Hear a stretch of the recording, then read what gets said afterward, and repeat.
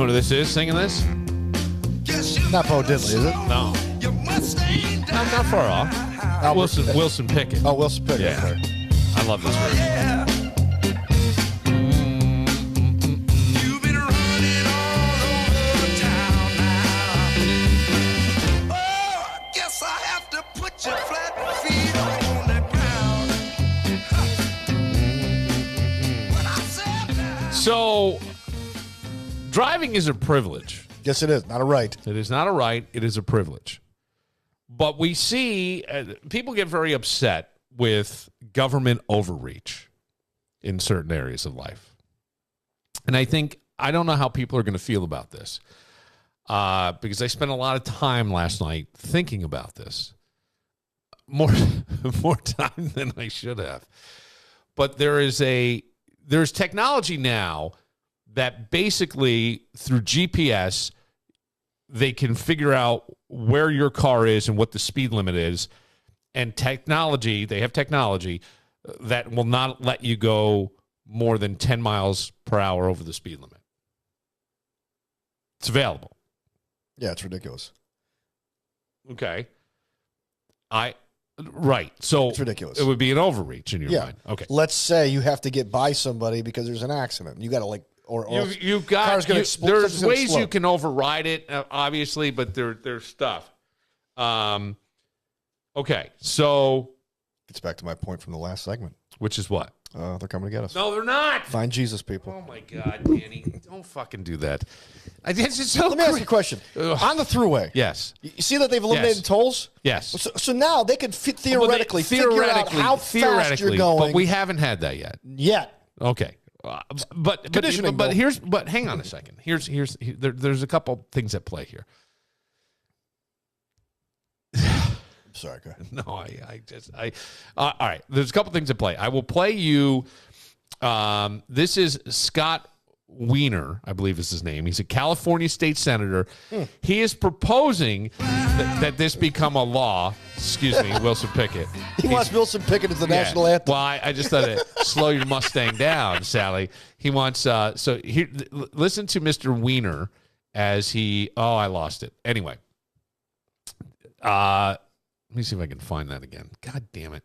All kinds of things going on over here. Come on, Billy. What kind of show we running? A shitty podcast.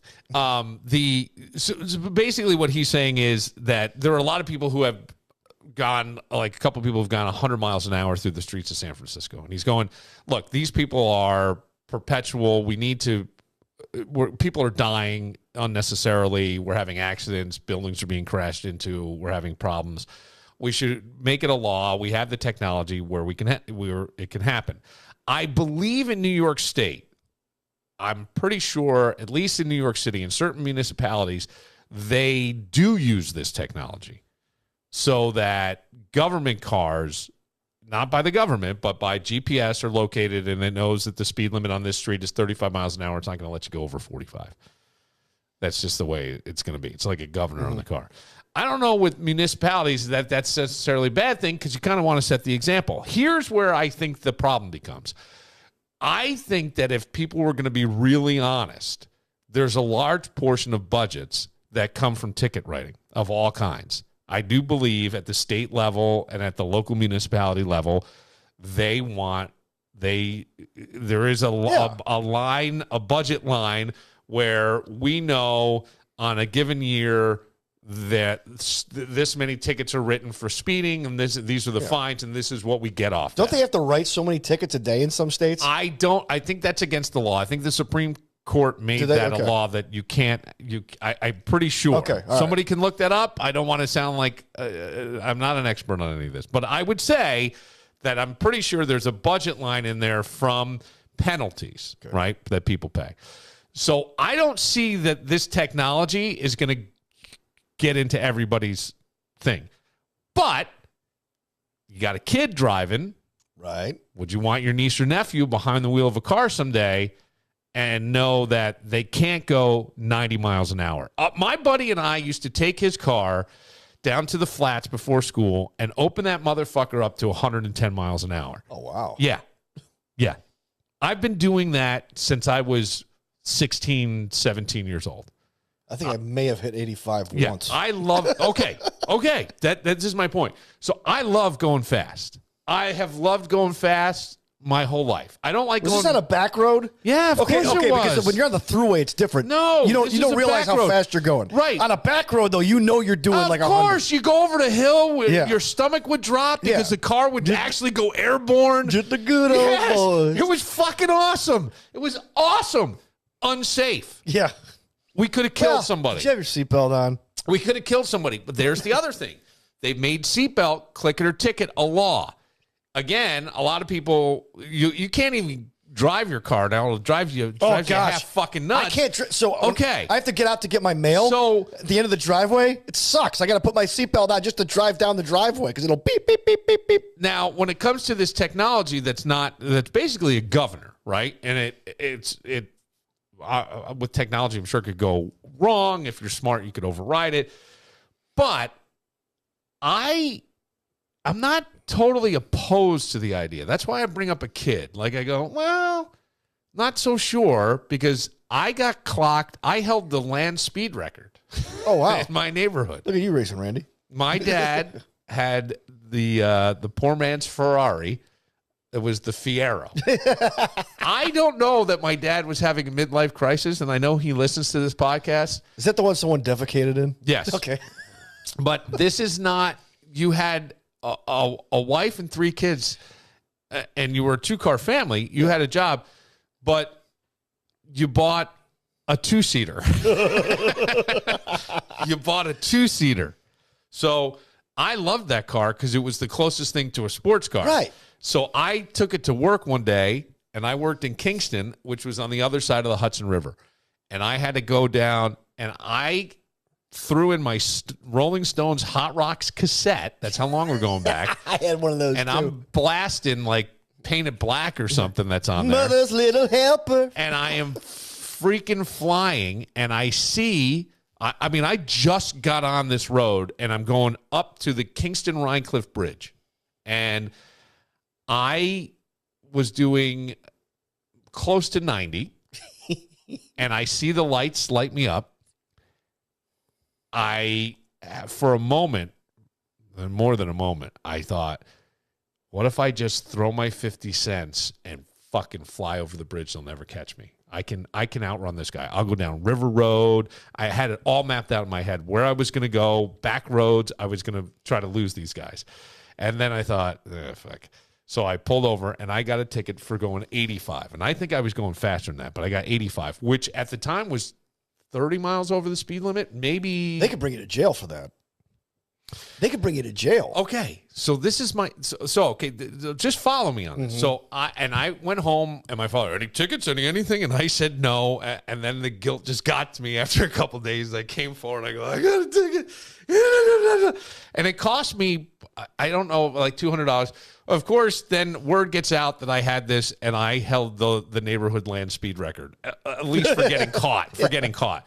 But I had done 100. I have documentation. But we $200 had a ticket. Delta 88, and we did on these back roads at least 100 to 110 miles an hour. Wow. Yeah. And I had... And what happened? Nothing. Well, granted. Nothing. I understand. I'm not... You weren't drunk driving. You were just out having a good time. You were a stupid child who could have hit a fucking school bus. You could can't have. Stop. We didn't. I understand that. Look, Danny, I have done all kinds of stuff. I'm still here. I drove my car on the Taconic State Parkway up next to another car as my buddy leaned out. It was an old man in a hat, and he was going real slow. Leaned out. I got as close as you could get without bumping him. He leans out the passenger window, knocks on the guy's driver's side window. When the man turns, he flips him off, and we speed off. That... Just the good old boys. That's the kind of shit we did. Do you understand? Yeah. Okay. Like that's all. Everything I'm telling you is absolutely true. I raced a girl when she went that there was a portion you could go the Taconic State Parkway or you could do the back roads. The back roads had trees that were not 15 feet away from the side of the road. They were. If I go back there now, I call them cart paths. That's what the roads look like. I grew up in basically, as my brother will say, Appalachia. I raced this girl. She got on the Taconic State Parkway where you could go 55 miles an hour. I went on the cart paths. I was in her driveway, out of my car, and leaning against it when she pulled up to her house. You had the Bill Moran pose. Yeah. Oh, I did. I was so proud of myself. And she goes, oh, my God. At any moment, someone could have been checking their mail. Anybody could have been killed. I'm just saying that I always have said, and people make fun of me, young men in cars are dangerous. And they'll always go, oh, it's such a... Well, look at the insurance rates. I got young men that are my sons. Their insurance rates are outrageous. There's statistically a reason why. Liberty, liberty, liberty.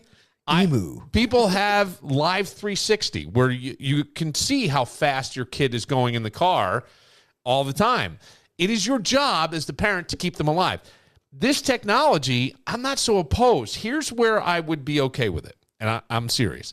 And I think they're maybe proposing this in New York State. Because I'm not one. I don't want you to tell me how fast I can go or can't go in the car. I'm an adult. Right? I'm an adult.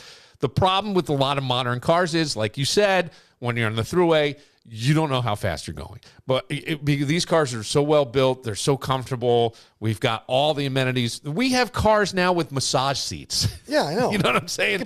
That's more dangerous, I think, than driving 90. But you can get your ass massaged feels so good. right on the bottom. You're literally your ass is massaged on a heated seat, and you're doing 90. It's not uncommon. I mean, it's not an uncommon thing. But if you are a chronic speeder, if you had a number of tickets, I almost think as a punishment, you got to get this technology in your car. Mm-hmm. And if you have a car that isn't compatible with the technology, there's got to be some kind of license revocation or something for a little while.